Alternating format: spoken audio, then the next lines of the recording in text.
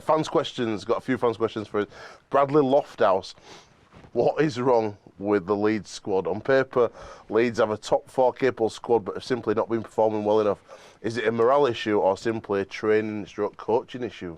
It's hard to answer because, every week the effort is there.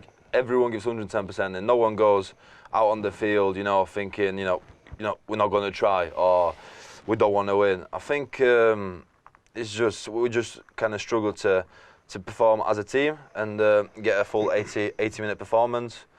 We've got really good patches during games where we score points, we defend well, and I think we're getting better. We're going forward apart from the Hull KR game, but the game against Cars. I think we showed a lot of resilience and we played as a team. I think it's just the fact that we're a fairly new side, tons of new signings. We've had plenty of young fellas playing in experience.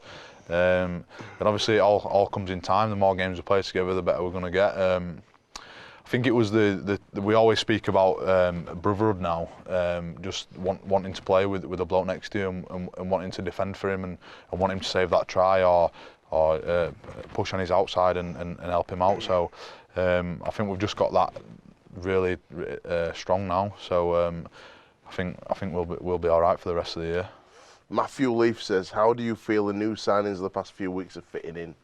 I think everyone's fitting in pretty well. I feel like we're a very welcoming bunch of lads. So there's not many people who are bad with the fellas that come and don't give them much hammer. So I think they've settled in pretty well. Duncan Crossland asked, boys, as a prop, what was the thinking behind having no props on the bench on Friday? See, in this era of rugby, what is a prop? Like, you're a middle man. You play either loose forward or front row. So they're both very similar. Other than some coaches like the 13 to be a ball player, some like them to be a wrecking ball. Yeah. But going back to the question is, why didn't we have any props on the bench?